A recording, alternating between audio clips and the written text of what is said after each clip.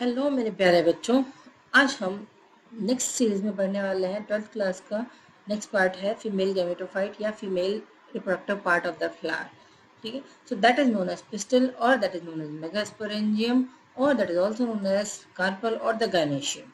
ठीक है, तो उसको हम डिटेल में स्टडी करने वाले हैं। तो सबसे पहले ये देखते हैं कि इसका बेसिक स्ट्रक्चर होता क्या है, देन नंबर कितने हो सकते हैं इसके। तो बेसिक स्ट्रक्चर की अगर अपन बात करें तो इसके अंदर जो है that is let me change the color first. हाँ, so that is like that female जो gametophyte वो female part जो है reproductive part that is known as gynoecium. So उसका full structure is like this. ठीक है, so the topmost that is divided into three parts. The topmost is known as stigma. थोड़ा सा fluffy और cushion like structure है. ठीक है, so that the insect can attach and sit on that and pollen grain because of the some sticky substance pollen grains attach हो जाते हैं. ठीक है, ये लॉन्ग ट्यूबुलर जो सिलेंड्रिकल स्ट्रक्चर है that is known as style और नीचे वाला बेसल जो सोलन पार्ट है that is known as ovary. ठीक है, ओवरी के अंदर होता है development of the ovule. Style काम आती है जो पोलन ग्रेन आके स्टिग्मा पे बैठे हैं तो pollen tube will be there. ठीक है, तो पोलन ट्यूब ग्रो करेगी एंड स्टाइल के साथ में नीचे ओवरी की तरफ आएगी where the ovule is situated. ठीक है, उसके अंदर आपको आना पड़ेगा. So with this the development will be taken place. उसके साथ में ही डेवलपमेंट स्टार्ट हो जाएगा. सो वो हम नेक्स्ट वीडियो में देखेंगे, लेकिन आज की क्लास में हमें ये देखना है इसका स्ट्रक्चर डेवलपमेंट कैसे हो रहा है. चलिए अब नेक्स्ट चलते हैं अपन इसके टाइप्स और पार्ट्स की तरफ कि कितने तरह की होती है depending on the number of pistols. ये कितने तरह का हो सकता है. सो गायनेशियम में पिस्टल्स जितने की हैं, पिस्टल अगर अपने पास 1 है तो it can be of monocarpellary. ठीक है, then it is known as monocarpellary. If pistils are more than 1, 2 है, 3 है, मोर देन दैट है तो दैट इज नोन एज मल्टीकार्पलरी. और मल्टीकार्पलरी अगर है तो दो कंडीशन हो सकती है, वो फ्री भी हो सकती है सारी आपस में और वो सारी फ्यूज भी हो सकती है. So in case of free that is known as apocarpous. ठीक है, यहाँ लिखा हुआ है सब आपको. एपोकार्पस, एपोकार्पस का एग्जाम्पल है मिशीलिया.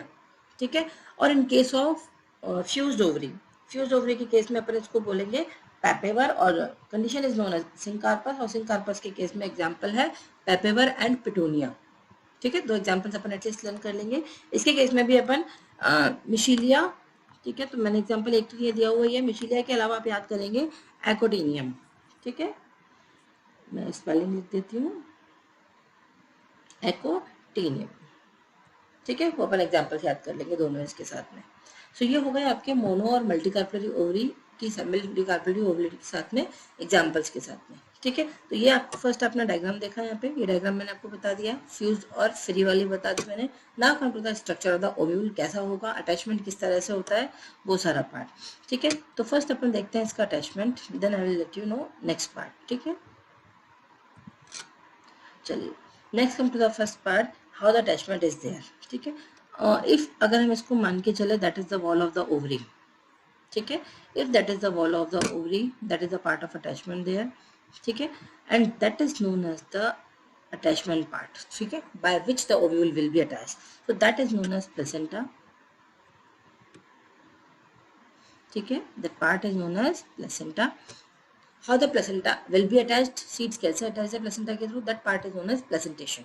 ठीक है, उस पार्ट को मीन्स उस प्रोसेस को हम बोलेंगे प्लेसेंटेशन. अब with this placenta the ovule is attached like this. Ovule ऐसे अटैच्ड रहता है. ठीक है, so that is the part of the ovule. Clear. So attachment placenta के जिसके थ्रू है that stalk is known as funicle.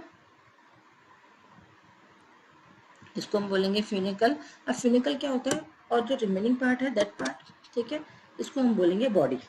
ठीक है, ये फ्यूनिकल वाला पार्ट स्टॉक और that is known as body. Clear. Now next structure क्या है, funicle is not like this simply. ठीक है, funicle is just little bit attached with the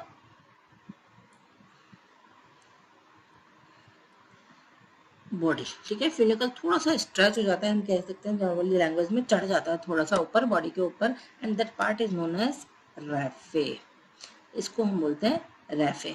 ठीक है, तो रैफे इज जस्ट स्ट्रक्चर है फ्यूनिकल का, वो पार्ट जो बॉडी के ऊपर चढ़ जाता है पार्ट फ्यूनिकल का, लेकिन ओव्यूल के ऊपर थोड़ा कवर अप रहता है. ठीक है, and the part where the funicle is attached with the ovule that part is known as hilum.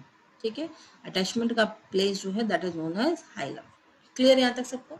ठीक है, now come to the structure part. Basic जो स्ट्रक्चर है आपका उसी पार्ट पे आते हैं अपन. ठीक है, ओव्यूल जो यहाँ है इस तरह से कवर्ड लाइक स्ट्रक्चर बनाता है and that part is known as integument. ठीक है, उसको अपन क्या बोलते हैं, इंटेगुमेंट। तो ये बायोटेगमिक स्ट्रक्चर है जो ओव्यूल है जिस्पर्मिक प्लांट का, दैट इज बायोटेगमिक, मतलब दो इंटेगुमेंट्स होते हैं, आउटर एंड इनर। तो यहाँ मैंने लिखा आउटर, ठीक है, और ये हो गया आपका इनर इंटेगुमेंट। ठीक है, तो इनको बोलते हैं आउटर टेस्टा, इनर वाला टैगमेंट कहलाता है। ठीक है, तो दोनों के नाम अलग अलग दिए हुए हैं। तो आउटर इंटेगुमेंट जो है ये दोनों की दोनों प्रोटेक्टिव लेयर है सीड्स के लिए, जो कि आगे जाके सीड कोट का फॉर्मेशन करेंगे। क्लियर, तो ये पार्ट हो गया। अब इनसाइड दिस क्या होगा, इनसाइड दिस एक बड़ा स्ट्रक्चर प्रेजेंट है। ठीक है, जो ये वाला पार्ट है that part is known as nucellus. Nucellus बोलते हैं बच्चों इसको। न्यूसिलस क्या है, एक सेलुलर स्ट्रक्चर है, पूरा फुल ऑफ रिजर्व मटेरियल रहेगा। ठीक है, all the cells are diploid in nature, पूरा सेलुलर पार्ट से फिल होता है, इसको डिप्लॉयड इन नेचर का होता है, सो दैट मेगास्पोर बनेगा इस पार्ट में जाके। कैसे बनेगा वो हम नेक्स्ट वीडियो में देखेंगे। ये सबसे पहला स्ट्रक्चर है कि ये ओव्यूल का आपका बेसिक स्ट्रक्चर है। ठीक है, अब क्या है, अब आपको दिखेगा जब भी आपको सीड घर में भी देखोगे ना, कोई लार्ज साइज का सीड, जैसे राजमा हो गया, बीन्स में कुछ भी ले लो आप, तो उसका सीड अपन को इस शेप का दिखता है। ठीक है, और अगर सामने से देखेंगे तो इस शेप का आ जाएगा।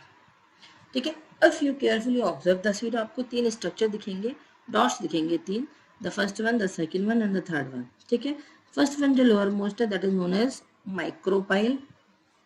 ठीक है, उसको अपन बोल देंगे माइक्रोपाइल। ठीक है, where the entry of the water will be there.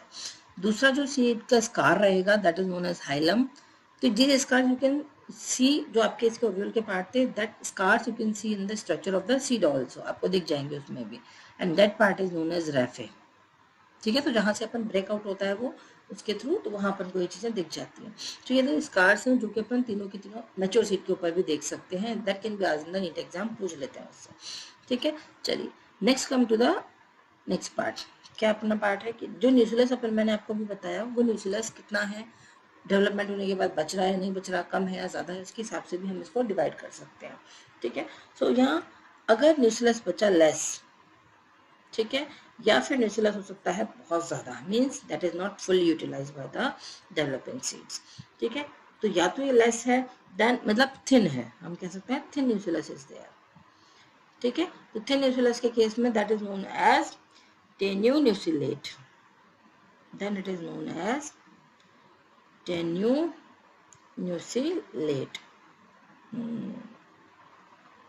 ठीक है, लेकिन क्या होगा कभी कभी कि ज़्यादा यूज करने में नहीं आता है, मैसिव रहता है, ज़्यादा यूज नहीं होता है, तब बहुत ज़्यादा न्यूक्लियस बचा हुआ रहता है। ठीक है, तो वो कहलाता है क्रेसिन्यूक्लेट।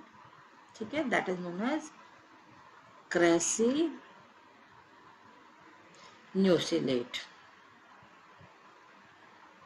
ठीक है, उस केस में हम उसको बोलते हैं क्रेसिन्यूक्लेट। ठीक है, तो ये दो पार्ट्स हैं, टाइप्स हैं उसके न्यूक्लियस की डिपेंडेंस के अकॉर्डिंग। क्लियर, अब ओव्यूल्स के टाइप कितने हैं, जैसे मैंने आपको बताया है, जिस परमिक में जो है वो आपके पास जो ओव्यूल है that is of anatropous type, मतलब ऐसे उल्टा हैंगिंग टाइप का रहता है, लेकिन अदर टाइप्स भी हैं ओव्यूल के, तो दूसरे नाम मैं आपको केवल बता रही हूँ, उससे ज़्यादा डिटेल अभी 12th में अपन को नहीं पढ़ना है, लेकिन टाइप्स आपको पता होने चाहिए अरेंजमेंट के साथ में। तो फर्स्ट है जो आपको ऑर्थोट्रोपस। ठीक है, मैं आपको डायग्राम भी रफली ड्रॉ कर रही हूँ यहाँ पे। ऑर्थोट्रोपस, ठीक है, उसमें इस टाइप का ओव्यूल रहेगा, उल्टा बना रही हूँ मैं ना, ऐसे ओव्यूल रहेगा, ये वाला फ्यूनिकल साइड है मीन्स। ठीक है, दूसरा है एनाट्रोपस जो अपन ने अभी देखा। ठीक है, एक है हेमी एनाट्रोपस, हेमी मीन्स वो आपका हाफ हो जाएगा। ठीक है, हेमी एनाट्रोपस कैसा हो जाता है, ये वाला माइक्रोपाइलर एंड है, इसमें ये वाला माइक्रोपाइलर एंड है। ठीक है, हेमी एनाट्रोपस, हेमीट्रोपस सॉरी। ठीक है, नेक्स्ट आएगा हेमी एनाट्रोपस या हेमीट्रोपस दोनों बोल सकते हैं इसको। ठीक है, थर्ड है कैम्पाइलोट्रोपस, कैम्पाइलोट्रोपस। ठीक है, वहां आपका स्ट्रक्चर कुछ इस टाइप का बनेगा, तो that is the part of the micropylar end. ठीक है, here development will be there. Next है एम्फीट्रोपस, मैं आपको नेक्स्ट स्लाइड में इसके पूरे के पूरे डायग्राम्स के साथ में अटैच कर दूंगी, so that it will be easy for you to understand it. Amphitropous में the structure will be like that. ठीक है, then it will be the micropylar end, इसका यहाँ होगा इसमें। ठीक है, माइक्रोपाइलर एंड इस साइड में होगा और एम्ब्रियोसेक का डेवलपमेंट यहाँ पे इस साइड में होगा, ठीक है, that is known as amphitropous. Last होता है सर्सिनोट्रोपस। सर्सिनो में क्या होगा, थोड़ा सा अजीब सा स्ट्रक्चर है, मतलब मॉन्स्टर कह सकते हैं बच्चों को याद करने को, बच्चों को लगता है ये इतना टफ डायग्राम है, ठीक है। तो स्ट्रक्चर कैसा है, ये अगर इसका स्टॉक है, फ्यूनिकल वाला पार्ट है, तो that will be like that, ठीक है। ये इसका माइक्रोपेलर एंड इस साइड में होता है, देन यहाँ एम्ब्रियोसेक अटैच होता है एंड ये चैलेंजर एंड होता है, ठीक है। तो इसका डेवलपमेंट इस तरीके से होता है। सबसे ज़्यादा टाइप्स ऑफ द ओव्यूल।